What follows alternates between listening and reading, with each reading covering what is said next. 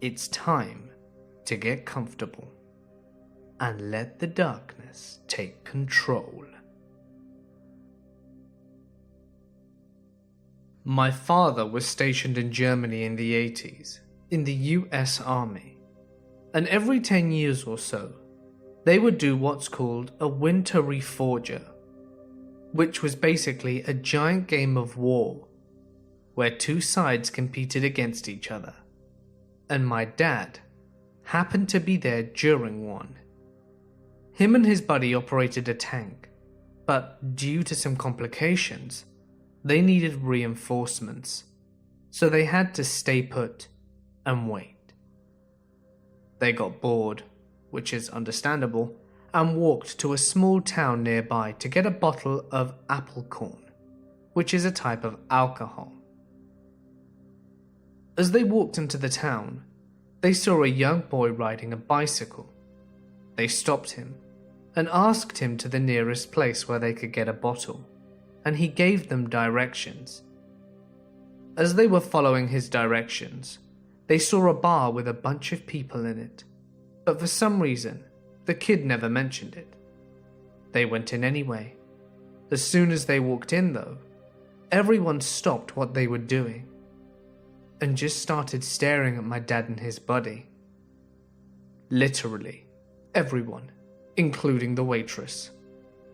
After about 5 seconds, everyone simultaneously started acting normally again, as if nothing ever happened. You can imagine that they were a little creeped out, but asked to buy a bottle of apple corn. However, they refused to sell him one, instead giving them both free shots.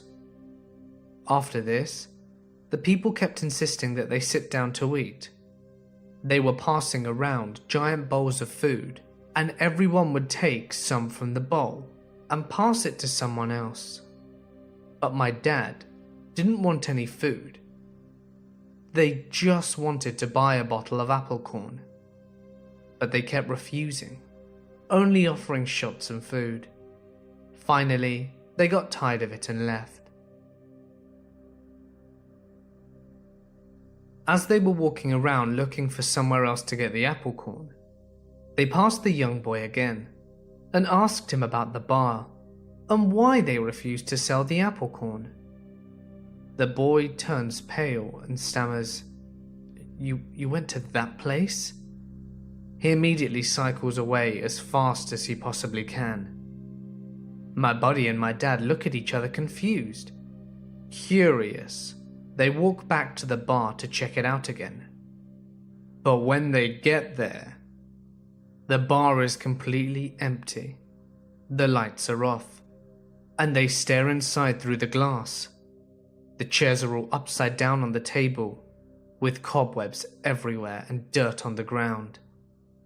The shelves behind the bar are completely empty and are not stacked with alcohol. They check around the whole area to make sure it was the same place, and sure enough, it was the same bar where only a few minutes before it had been crowded with people. They then found another bar and bought some apple corn, and quickly got the hell out of there. To this day, my dad and his buddy swear on it, and it's the creepiest thing that they've ever witnessed. It was the early 2000s. It is 3 a.m. and my house phone starts ringing. The phone was on the other side of the room. I stand up on the bed and start heading over for the low dresser to answer it. And my wife gets up to get the phone as well. By this time, it's the third ring, and I remember thinking, crap, it's going to go to voicemail. The ringing stops. Then my cell phone starts ringing. I immediately change gears to someone really needs to get a hold of me. I grab my phone. Caller ID is 000000000. I answer. Hello? A voice comes through the line as though it was a distant overseas call, parting through the static and asking, "Is this Joel?" To which I reply, "Yes, who's this?" Immediately, it was as though those words, "Is this Joel?" were being pulled back through the line, echoing in reverse. There was static, and then the call dropped. Jump forward several years. I'm installing a phone system that we're joking around is so advanced that we could place calls back in time. I punch in my old phone number and call it, realizing that the number is still active and my wife might answer. I hang up and call my now years-old retired phone number. Somebody answers. I freak out and ask, "Is this Joel?" The voice on the other end of the line answers through space and time. "Yes, who's this?" At that instant, I immediately remember taking that call, and I'm struck dumb. I cannot speak. Without thinking, I reflexively press the hang up button. I am now freaked out. I look over to my colleague who isn't as freaked out as I am. From his perspective, I called the number and someone with the same name answered. But he realized that was my voice on the other end of the line. I told him, "I got that call. It was 5 years ago, but I got that call." Then we both freak out. I redial and get a message that the number is no longer in service. I call my home number and my wife answers. I tell her I'm testing a phone system and ask if she's had any previous calls. Nope, none. I'm kind of freaking out, but with her on speakerphone, I ask her, "Hey, do you remember that 3 a.m. call we got those years back?" "Yes." "Where I was asked, 'Is this Joel?' and then the line went dead?" "Yeah." I'm now just looking at my colleague with my wife still on speakerphone. "Do you remember what year that was?" It was way before we had kids, so it had to have been in the 2002 time frame. I don't know how to say this, but I'm pretty sure that was me that called. I spent about 2.5 weeks backpacking in the Olympic National Park. The weirdness happened about a week in. I say about, because the memory of the timetable of events is a bit fuzzy. But I remember that I had gone bushwalking the day before. The game trail that I'd been following started to widen a little, and by midday of the second day, I reached an abandoned cabin. It had obviously been neglected for a long time. The roof was covered in moss, and the wooden walls seemed to be suffering from rot. Some weather seemed like it was going to move into the area, so I thought I'd take a break inside. It had a musty smell, like wet stone or damp crawl space, and rotting wood, of course. Despite the smell, the cabin was quite spacious inside. Incredibly so, actually. There were 2 rooms, I remember, and a third door that went down a long, gently sloping stone tunnel that led down into what I assumed was the cellar. Looking back, I don't see how such a feature wouldn't have been visible from the outside. But there it was. I turned on a flashlight and started walking down. It went on for an impossibly long distance. I had gone about 100 yards and my flashlight beam just faded into the darkness when I shone it down the path ahead. This was not a cellar. There was a stifling, claustrophobic silence that seemed to press down on me the further I went. The darkness was disorienting, and it felt almost intoxicating. I probably stumbled onto a pocket of poorly oxygenated air. Whatever it was, I'm glad I had enough sense to leave. I noped out of there pretty quickly. And here's the strange thing. Though I know I couldn't have gone more than 100 or 200 yards down that tunnel, I wasn't inside the cabin for even an hour. But by the time I got out of it, it was morning. I had spent the better part of a day inside. Needless to say, I backtracked and got out of there pretty quickly. Back in July of 2016, I ended up homeless and living out of my car, and in an attempt to make the best out of the bad situation, I decided to take my savings and travel across the country. I didn't find a place until late December, so I have quite a few stories of weird shit happening during the 6-ish months I was rolling around in absolute solitude. The creepiest thing, though, would probably be the day I spent in central Nevada. Nevada State Route 375 is a desolate stretch of land, flat and sandy save for the scrub bushes and the 300,000 head of cattle meandering through the 220-mile stretch of open rangeland. On either side of the road, at a distance that feels close but isn't, stand plateaued mountains as barren as the land itself, the walls of racetrack long forgotten. The road is famous in certain circles for its affectionate nickname, the Extraterrestrial Highway, brought about because of its function as the only major road near Area 51. And aside from the 54-person town just as many miles in, it's empty. After waking up in a gas station in Las Vegas, I powered north along Highway 93, a barren but not necessarily uninhabited road, high on the promise of adventure. I'm from a large city on the East Coast, so places like that, places where there's almost nothing but nature, are absolutely breathtaking to me.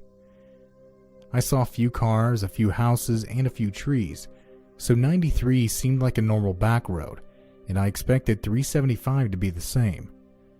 Only when I got to the junction of the two did I realize things weren't going to be entirely what I expected. The first thing I saw was a large metal building, almost like a small plane hangar up on the hill, with what looked like a poorly made statue of an alien standing by the main door.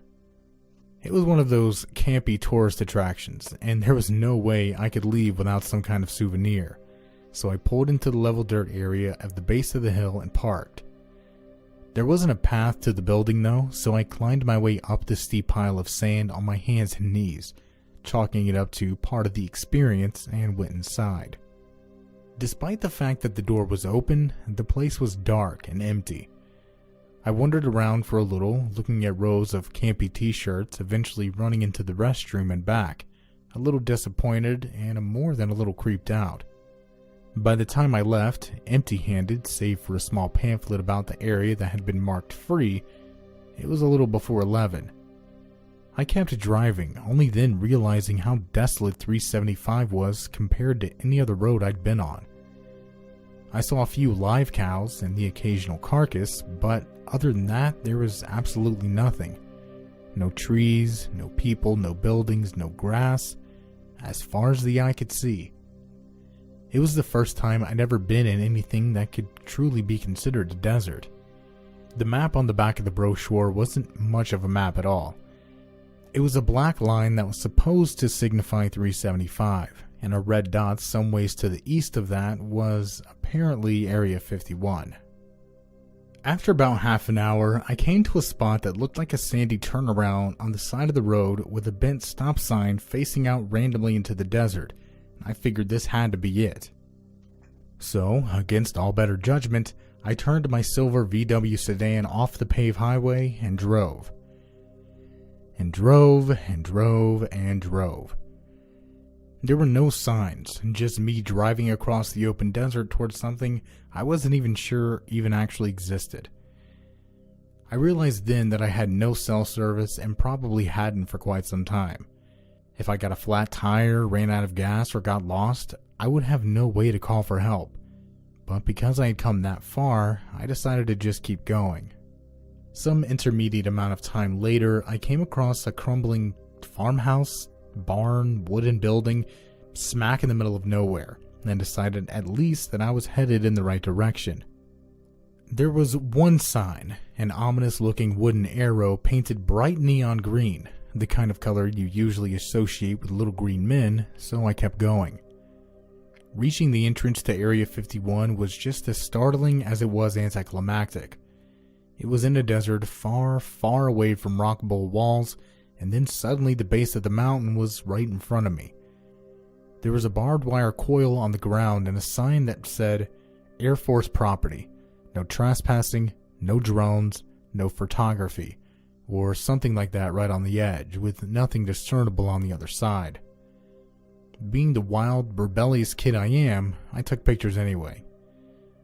This is where it starts to get kind of weird. I'd done what I could do, so I turned my car around and headed back to the direction I came. It was important to note that on my way to Area 51, I traveled in a straight line. And going back toward the main road, I also traveled in a straight line. Yet somehow, after another length of intermediate time, I never came across that farmhouse again.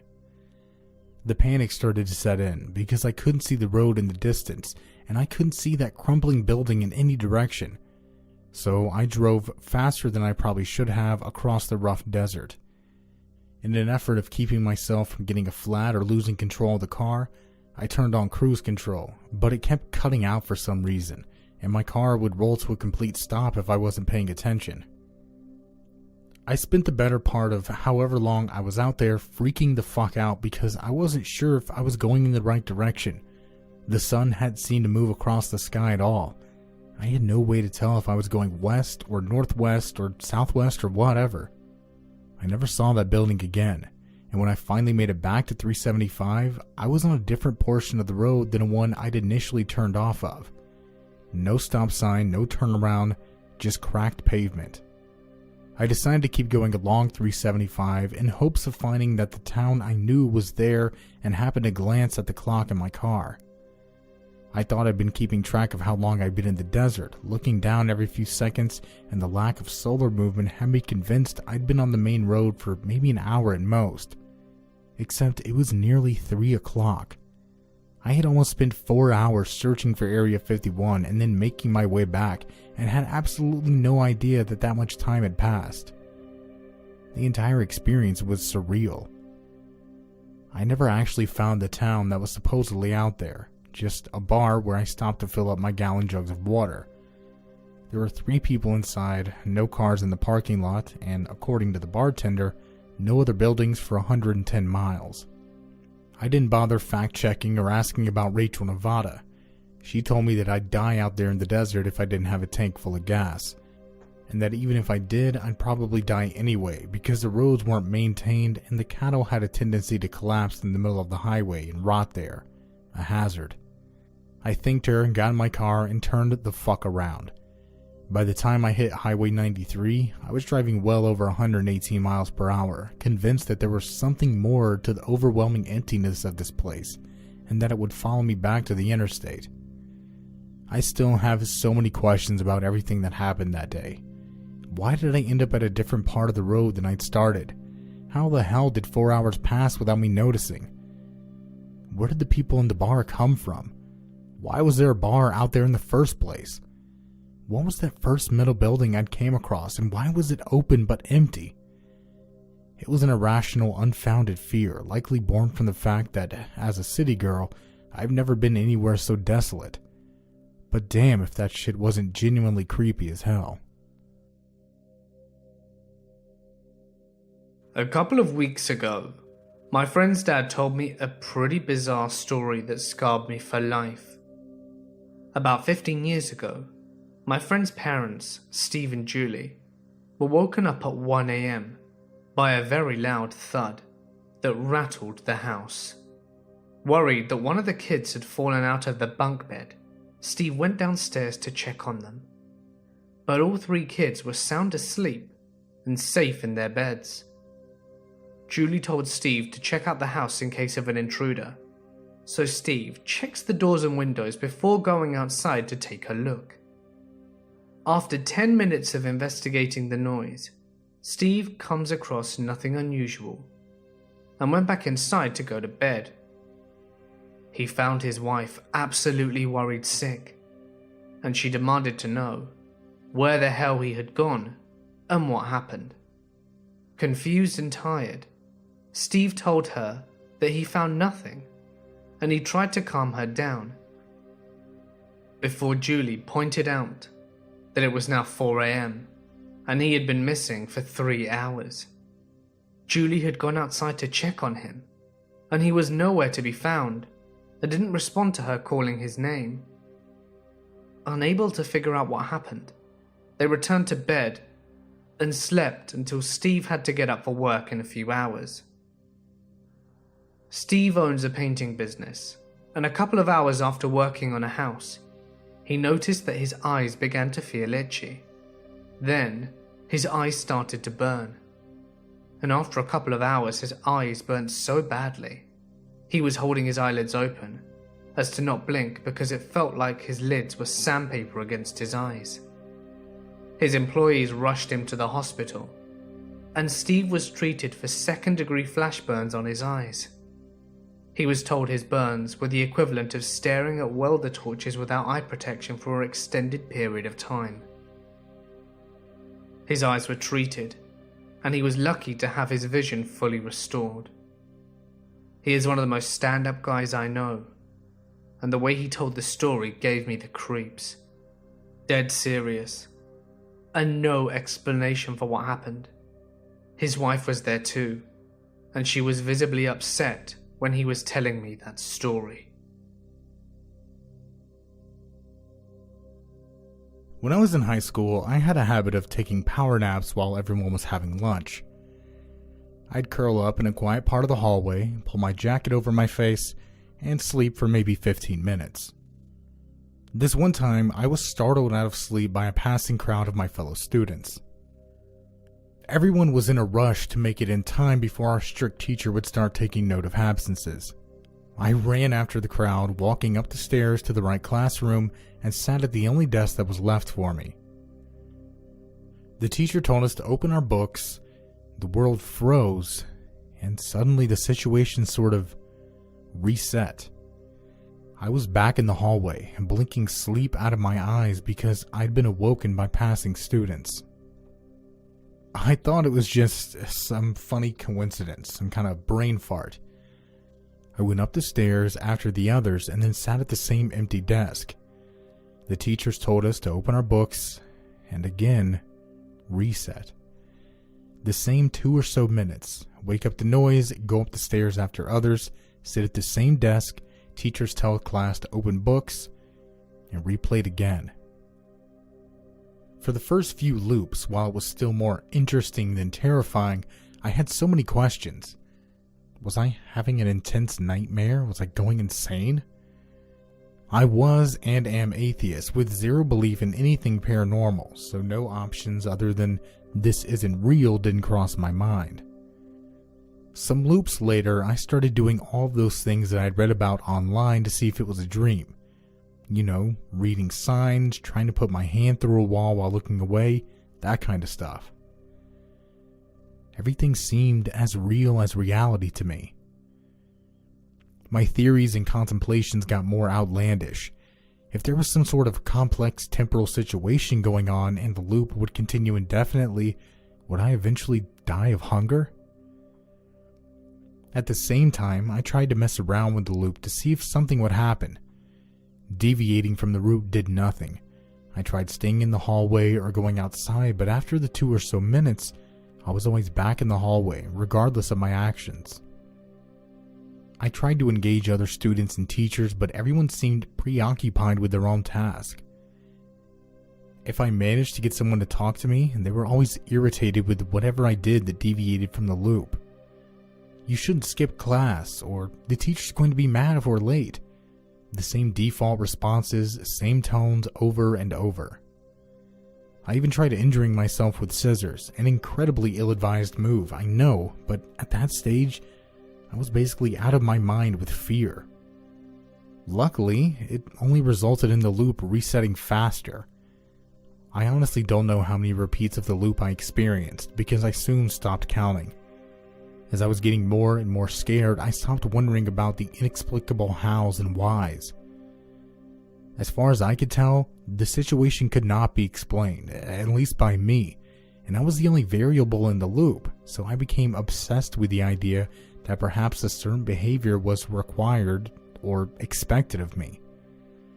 But in those scenarios, there was usually some sort of event that had to be either prevented or instigated. In my case, there was nothing. My self-imposed goal became to stop acting like I was aware of the loop, so I tried to replicate my behavior from the first loop down to the finest detail to my best recollection. It changed nothing, but I latched onto the idea of perfecting this routine because I had nothing else. loop after loop after loop of the same thing. They all blur together in my memory. When you're scared of a fate potentially worse than death, it's incredibly easy to stop asking questions and just function on autopilot. The thing is, I'd have written the whole thing off as a dream if not for the very last loop. By then, I'd completely accepted my fate in some sort of limbo when the loop no longer reset. My teacher told the class to open our books, and where I'd usually woken up, in the hallway again, the world hung, I guess. I don't know how else to describe it. Time seemed to pause for less than a second, just like you might experience in a game when you quick save, and then the teacher went on with the lesson of the day. And life went on. In college, I frequented a trail in the Appalachian Mountains near my college. Each time I would trek further and further, and I never saw anyone else on it, no matter how good the weather was. So I always just saw it as my own personal trail. For a while, I would walk to a large stream and turn back since it was wide and deep, and I didn't want to get my boots soaking wet. But one day, I was determined to cross the stream, so I moved several planks of sturdy dead tree to make a makeshift bridge. I crossed to the other side, and everything felt subtly different. The air was different, the sky was brighter, and surprisingly the trail on the other side was better maintained than the part I had come from.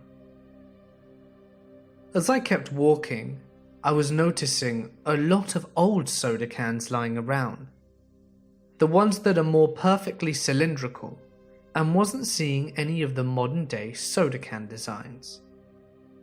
I passed an old cabin. It looked occupied, so I didn't bother investigating it on my way along. I kept walking until I got to a wider stream. I wouldn't be able to make a bridge to cross it, so I turned around and headed back. I distinctly remember the sky turning overcast within a matter of minutes. I couldn't clearly see the sky, since the trees blocked a lot of my view. I had just assumed a cloud had passed across the sun, but when I got a better look, the sky was completely different. It felt like I was walking along a completely different trail. This is the craziest part. I was following my steps back, and I look over to see where the cabin had been, to find nothing but the remains of the cabin. All that was left was the stone chimney. I had walked by the cabin an hour ago, and there weren't any ashes, no smoke, and there was a thick layer of leaves fallen, and some litter, modern day litter, like beer bottles and cans with modern logos. I was dumbfounded, and explored the cabin's remains for a good hour until it started to drizzle. I walked back along the trail. The old soda cans were gone, and the bridge that I had built was gone. I couldn't see the logs further down the stream, and the rest of the trail was just as I had remembered it. I walked the last mile or so of the trail in darkness and rain, guided by my phone, which would never get reception up in the mountains. So, that's my weird time-traveling story. I made a point of wanting to go back to my college town so that I could revisit the trail and see what was on the other side of the big stream. If anyone lives nearby, the coordinates to the trailhead are available in the description. You can park in the rest stop. When I was younger, most likely 6 or 7 years old, I can distinctly remember playing with a few of the older children in my neighborhood, doing things like drawing with chalk and playing tag, simple games that we played in our cul-de-sac. The little boy and girl I played with I can still remember in detail. The boy's name was Randy, and the girl we called Lily. Randy was light-skinned and had dark hair, while Lily had bright red hair and darker skin. I was dark-skinned and dark-haired. Physical attributes aside, both of them were very boisterous, and we all loved to run around and play until the sun set, and my mom called me in. and then the both of them would run back to their houses until the next time we were out to play. It was a sweet little friendship, and it was pretty normal, except for a few things. When we would draw with chalk, both Randy and Lily's favorite things to draw were these little symbols with random words after them. I now realize that those symbols were very close to some symbols I'd seen, but for the life of me could not remember where, and I can remember some of the words they wrote having to do with terms that I still do not recognize. My mom would come outside with juice boxes sometimes while we were drawing and laugh at my friend's cute made-up language, as she called it. One morning, I went out to play with my friends, only to find them sitting on the curb, sulking. When I asked them why they were sad, they simply told me that they had to leave because, and I quote, "We've got to go back to 2137. I asked where that was, and they said it was later. They told me to sit right there and wait a minute so they could bring me something to remember them by.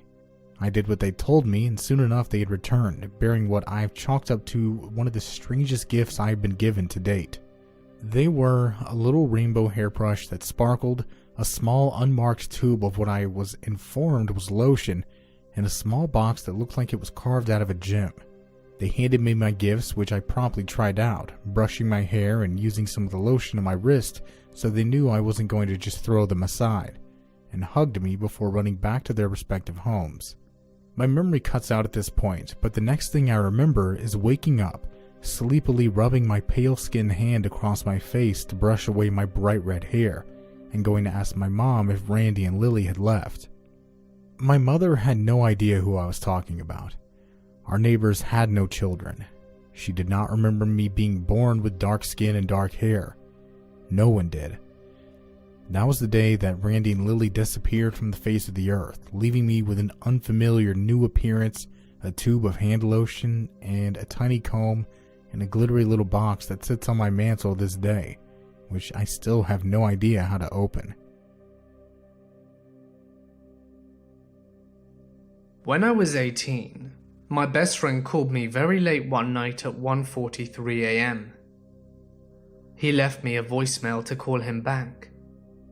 I wasn't near my phone when he called, and I called him back not 3 minutes later at 1:46 a.m. but got his voicemail this time. He sounded distressed, as if something were really wrong. I was concerned, but went back to bed anyway. The next morning, I was at work and sitting in the middle of a staff meeting when I felt as if I were about to throw up. I went to the bathroom and started heaving my guts out. I just assumed I'd eaten something bad the previous night. I was doing outside sales at the time, so I left to go to my next appointment. I was driving along and my phone rang. It was my best friend's girlfriend, and she was crying uncontrollably. I couldn't understand her, until finally she screamed, "John's dead." My best friend had been in a car accident the previous night and hit a semi-truck head-on whilst he was driving home. There are two things to this day that makes it hard to sleep every time I think about it. The first is that the paramedics pronounced him dead at 1:43 a.m, the exact same time of the missed call. The accident had to have happened at least 10 to 15 minutes before. I still have no explanation for it to this day. I grew up in the Arctic. In the town I lived in, as long as it was a clear night, it was an extremely normal occurrence to see all sorts of strange lights move across the sky. Keep in mind that winter is long in the Arctic, which means longer amounts of time being spent under the stars. It's quite beautiful as long as you don't mind the cold so much.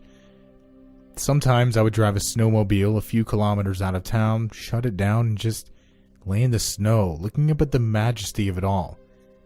The only thing disturbing the silence being the occasional breeze. The northern lights are also a common occurrence. Doesn't happen every day, but often enough that they start to get ignored after a while, as long as they aren't too spectacular anyway. On one particular night, without asking my parents, it was their snowmobile, I decided to go out on one of my midnight drives out of town. I drove a few kilometers over the hill to find a spot devoid of light pollution from town, shut off the machine, and settled into a good spot to look up and be retrospective. It wasn't all that interesting a scene. A few satellites passed by here and there, some relatively boring activity from the magnetic field, etc. And then I started noticing a clicking noise. At first I thought it was the sound of the snow machine cooling down as engines expand and contracts a lot in the cold. But the source of the sound definitely wasn't coming from that direction. My next thought was that there must be an animal nearby, in which case I needed to get out of there fast. You don't really want to mess with a wild animal. But the clicking was far too regular for an animal to produce it. It was fairly mechanical sounding, and again, the source of the sound isn't coming from anywhere around me laterally. It was coming from up. So, naturally, I look up, determined to ascertain the origin of this strange noise. I see what I always see. Stars, northern lights, a lazy satellite coming across the sky. All normal stuff. But before I dismiss it altogether and begin heading home, I noticed something strange in the aurora borealis. There were 3 rather strong points of light. I ignored them at first, thinking they were oddly symmetrical stars, but this proved false. They were definitely getting brighter.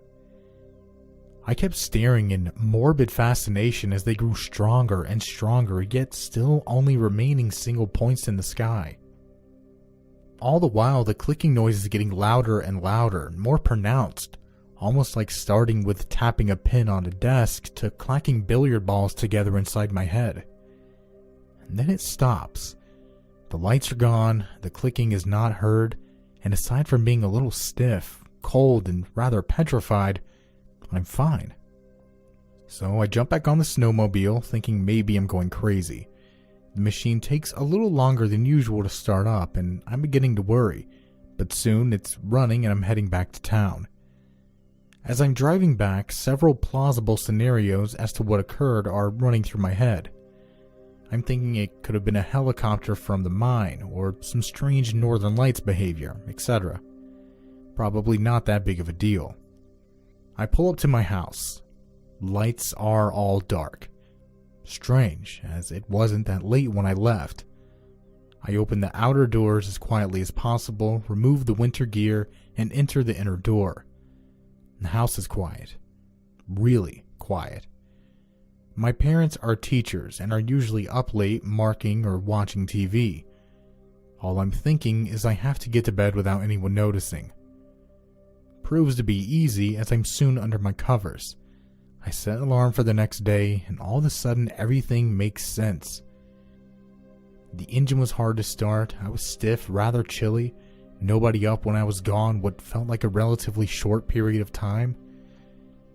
It was almost 11 p.m. when I left, and now it was creeping up on 6 a.m. I stood, staring at clicking lights for almost 7 hours. I never ended up sleeping that night and didn't go on late night snow machine rides anymore.